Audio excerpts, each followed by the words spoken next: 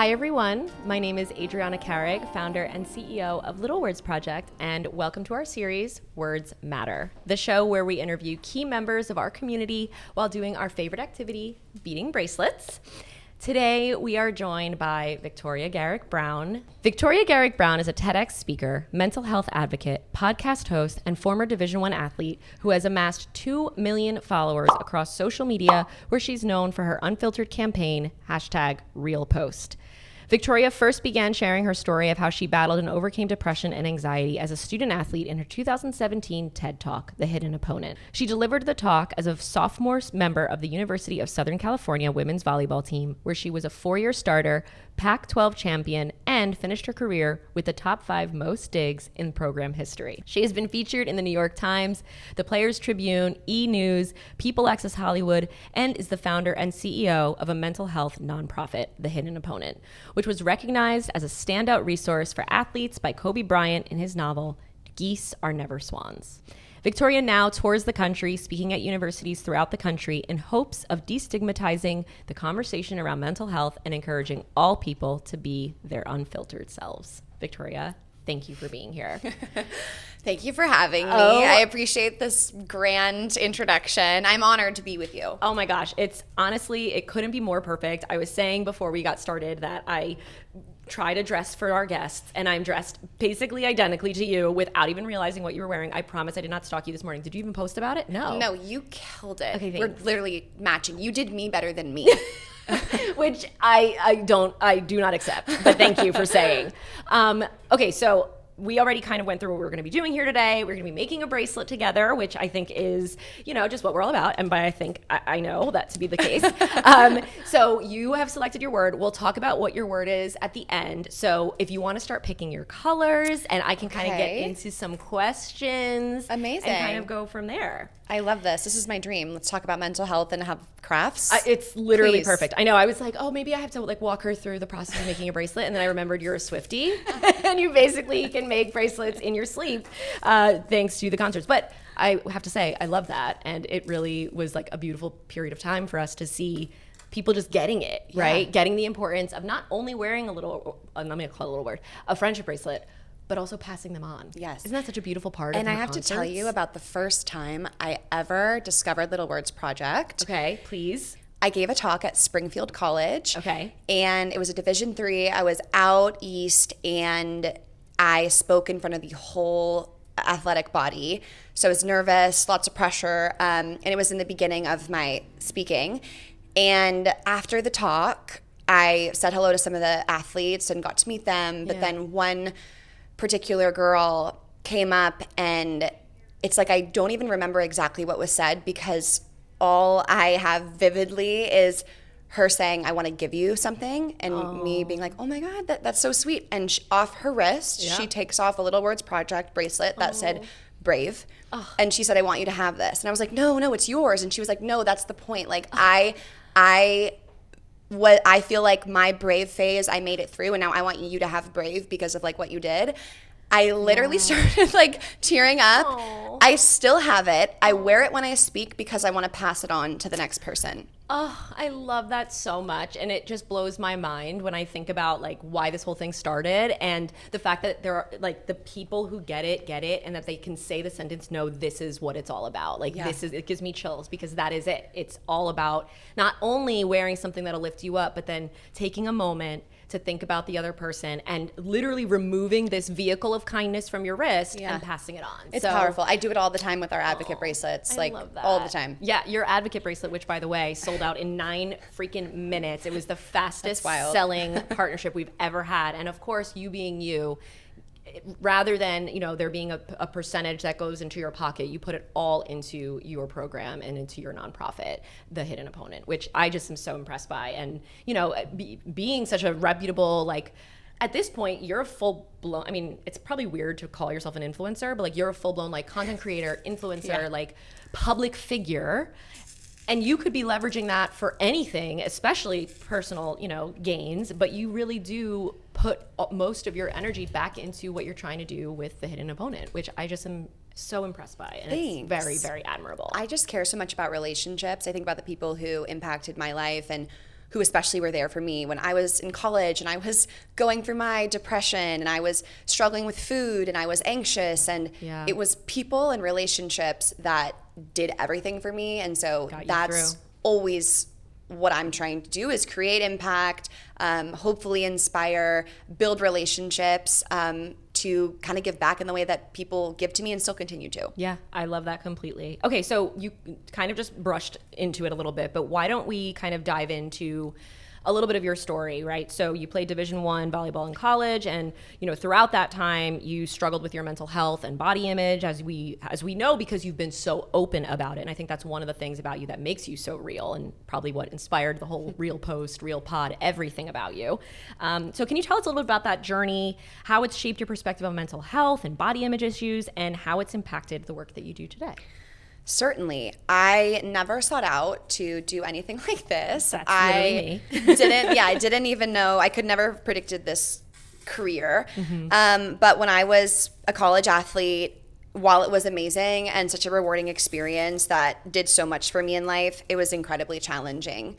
Yeah. And it was the first time I ever struggled significantly with my mental health and didn't recognize myself as a person. And that's when this whole world for me opened up about what it means to struggle with your mental health and the stigma that comes with it that prevents you from speaking out. It was like I was almost a part of the problem because I thought, oh, that will never affect me, or why should I, be worried about something that I don't relate to. And then when it happens to you or it happens to someone you love, it's like that door in your mind opens and you realize, no, this is a real issue, and people don't know how to seek help. Sometimes they're unable to seek help, which is a massive problem. Yeah. And so once I finally started to get better and to go to therapy, and I got on antidepressants and I worked on myself, I saw, okay, well, there's this huge issue and there's still a lot of people struggling. So when I gave my TED Talk, I really was hoping that when another person late at night Googles athlete, depressed, doesn't like their sport, can't get out of bed, that they would find something, because I remember Googling that and not finding too much. And this was back in 2017. Yeah. So what have you seen, from that talk, what have you seen as maybe some of the most meaningful outcomes of that advocacy? Have you seen, and have people been coming up? I'm sure, because if people are coming up to me saying that my bracelets are changing their lives, I am positive that people saw that TEDx speech and feel like you changed them in a way. Have you had moments like that, those one-to-one personal connections with total strangers who you saved, I guess, in a way? It's weird to say, but it's probably true. It's such a good question. And of course, that actual situation has happened. I don't think I fully allow myself to process it, nor take ownership for someone else's journey. I think the most powerful, the way that I like to think about it, makes me feel the most comfortable, is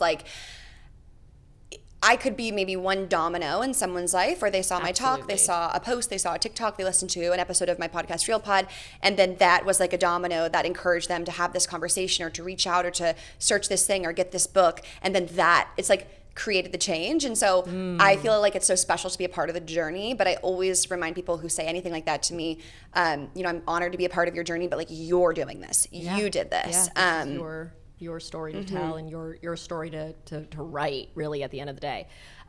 That's just so incredible. You've mentioned in interviews that you thought what you were struggling with was normal, and it wasn't until a teammate suggested that you seek therapy that you realized it wasn't, or that it was a larger issue, rather. What was it like to realize that your mental health was struggling, and how did you come out of that headspace that made you think that your struggles were normal? It was definitely fate that the person I confided in about not feeling like myself at all and life feeling really hard at the time was seeing a therapist. And this is, an upperclassman, someone on my team who was a leader. So it's those people you look up to. And then for her to say, I'm in therapy, I go once a week, and you can see one at the health center. They provide it for the athletes here. I thought, okay, well, if you can do it, I can do it. And I went, and it was really hard. It was the end of my freshman year. It was my first appointment. And then I was kind of shook by the experience. Just well, like you're the a freshman, you're so young. Like, and processing, like, I'm at a place where I need help like this because of the stigma. I always think of myself as I'm an overachiever, I'm a go-getter. Like, especially as an athlete, there's that added element of I want to know the answers, I want to be a leader, I want to be strong. And here's this thing that has been, communicated to me as weakness. So it was kind of out of body. But then when I came back my sophomore year and was really in the throes of a depressive episode, I felt like I had no other place to turn and that like I owed it to myself to go. And so then through going and then really benefiting and talking through my triggers and my emotions and actually finding ways to cope and to deal with things. And I'd never actually like looked back through my life like, why is it that I want to achieve? Why is it that I feel like I have to be the best at everything? That's what I was going to ask you is like, where did that pressure come from? Was it internal? Did you have a coach in your youth that was like, you have to be perfect?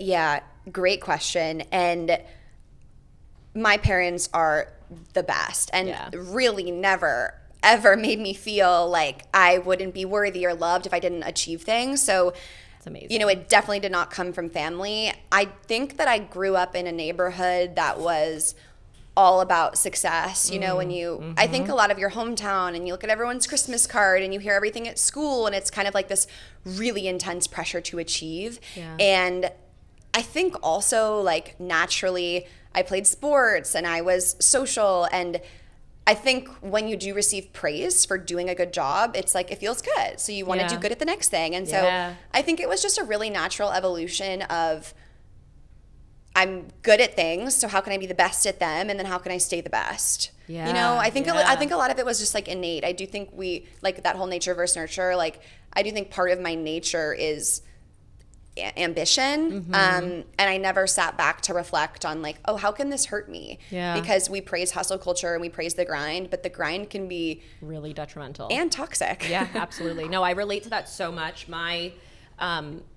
growing up, I grew up in a town pretty identical to what you just described, and I was bullied very badly my whole life. And it's kind of what led to me wanting to create this, which was this business that was all about inspiring kindness, but not only kindness to others, kindness to yourself. Because if you're not happy with yourself or you don't feel good, you're not going to ever be in a place to pass something on, right, to make someone else feel better.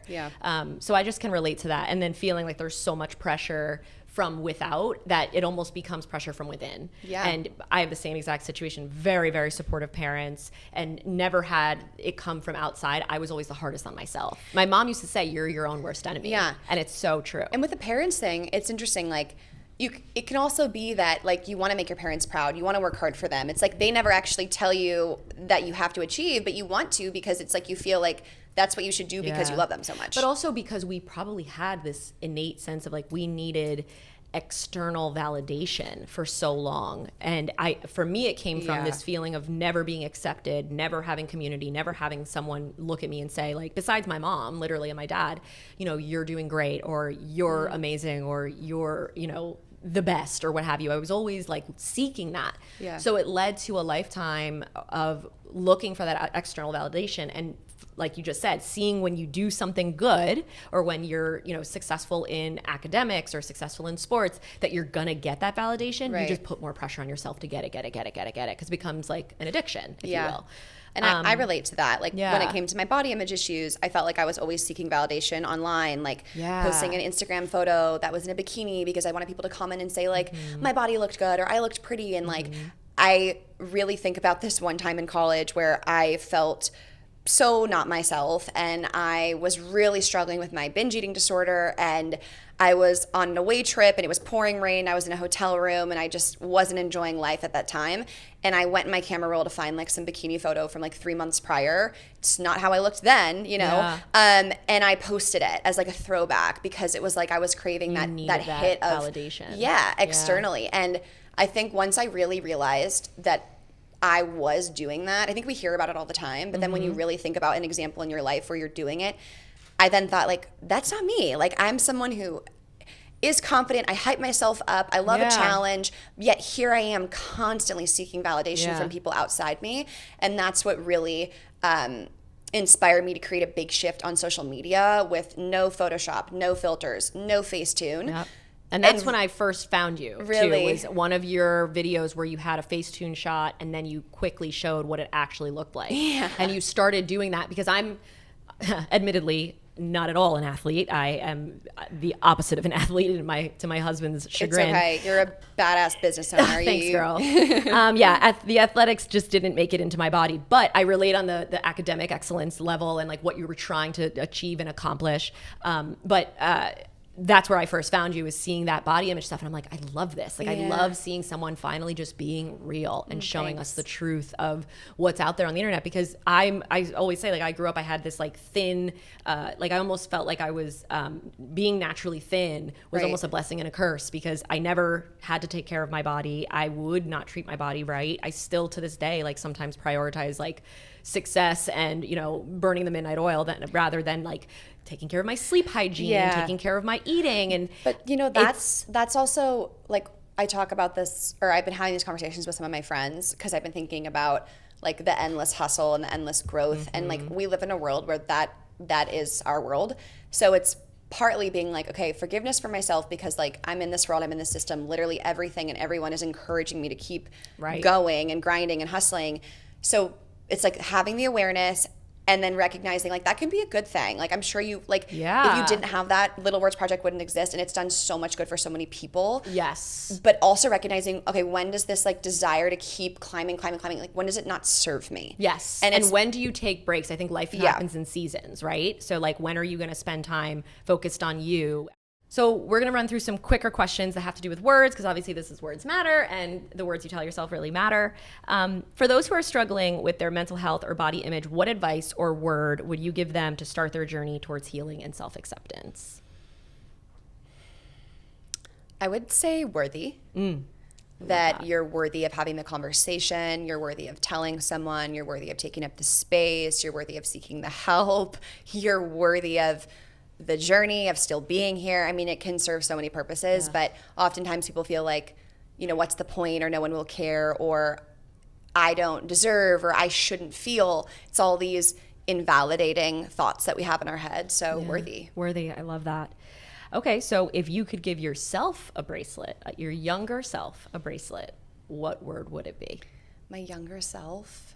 It's always tough when I get asked this, because I'm a big believer in getting something out of everything in life, and I would never go back and change anything, because it's what leads us to where we are today. So I think I'd probably just have the bracelet say something encouraging, like trust the process, you know, because that's what got me here. Trust would be my word as well. And I'm asked that regularly, but it is like, trust that it's all going to work out, because at some point everything makes sense, right? So those things have to happen, and that's part of the quote that I always reference.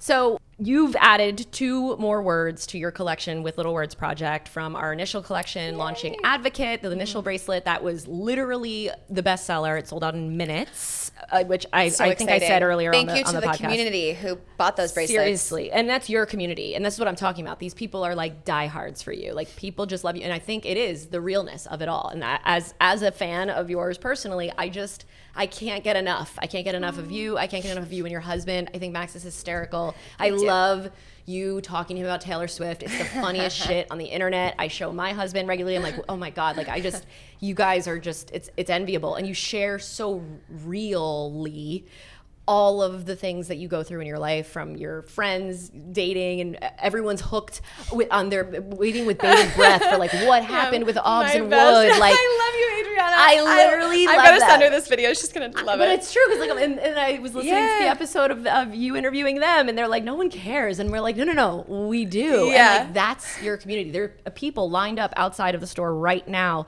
just to be able to come see you, that's and wild. That is something seriously special. So kudos to you, and that's a testament to you and how real you really are. And I say that looking straight in your eyes. Forget the cameras. Thank you. It's a beautiful thing.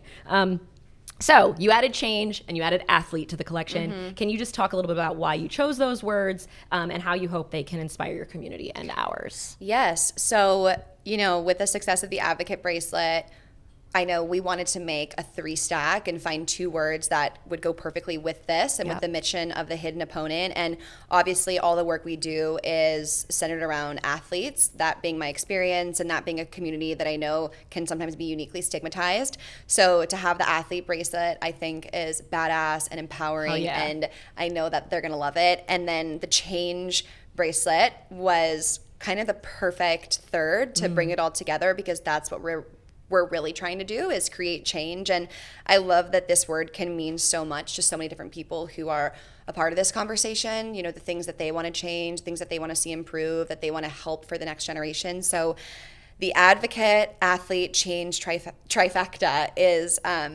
really fulfilling for me and purposeful, and I just hope and know everyone's gonna love it. Oh my gosh, I know it without a shadow of a doubt. I cannot wait. Okay, so then to finish it up, let's talk about the bracelet you made today. Yeah. What word did you choose? What are we adding to that stack? So I thought long and hard. I know it's not that deep. I mean, it kind of is that deep. It kind of is that deep. Are you kidding? But I chose the word pause because I have really been loving this quote recently that says your first response is ego and your second response is your higher self. And I can be very quick to react and to feel. I'm a feeler, and being a feeler is a beautiful thing, but sometimes we need that 30 seconds or those 10 deep breaths, or that remove yourself from the room or look outside and up from your device and take that moment to pause and then proceed. And so I chose pause, and I chose these round beads because I just love the shape of something round. It feels very like ongoing as a process. Cyclical. There's no hard edges, there's no end. It's just, this is something that I'll need. And I love the clear colors. I love opal gemstones, so reminded me of the opal. And then the hearts, because I like girly things, but also I think just that reminder of like love and compassion for the process. Yeah, no, the design itself is very you. I love that, and thank you for sharing. And I will say your identity is real, which is the word that I chose. Oh, you did real. I love that. Because it is such a you thing in my head. Is obviously, it's kind of like cliche. Obviously, there's real pod, there's real post, but it is what led me to you. It was that I found someone, I felt like in this sea of fakeness, really, is what you find sometimes on the internet. There was someone real. And I think it did so much for me as a young woman, or as a person that's, you know, I'm kind of like a public figure by proxy, in that the business is what comes first, and then I very much so come second. But I am recognizing that with that platform, I can, you know, inspire, and I can influence in a way that is real. And I really tried to do that myself as well. And you have definitely been a huge influence in that. That it's like when you do start sharing your actual truth and you start showing the actual truth, the people come, and those people are the ones that you want in your corner, because they are going to advocate for you, and they're going to also, you know, hold that space for you to be yourself and be loved anyway. So I love it. Thank you. And it matches your skirt. I know, it matches my my Victoria Garrick Browne skirt. Victoria, thank you again for joining us today. I am so grateful to you for your openness and for sharing your true inspiration to me and to our community. And I just, again, couldn't be more grateful, and hope that we have so much more to come together outside of just this collection. I feel like you're going to be a friend of the brands, and hopefully a friend of mine. Thank you, Adriana. Forever. I love the brand. I love you. And it's been so special for the Hidden Opponent to do this with you. So we're super grateful, and thank you for the opportunity. Thank you.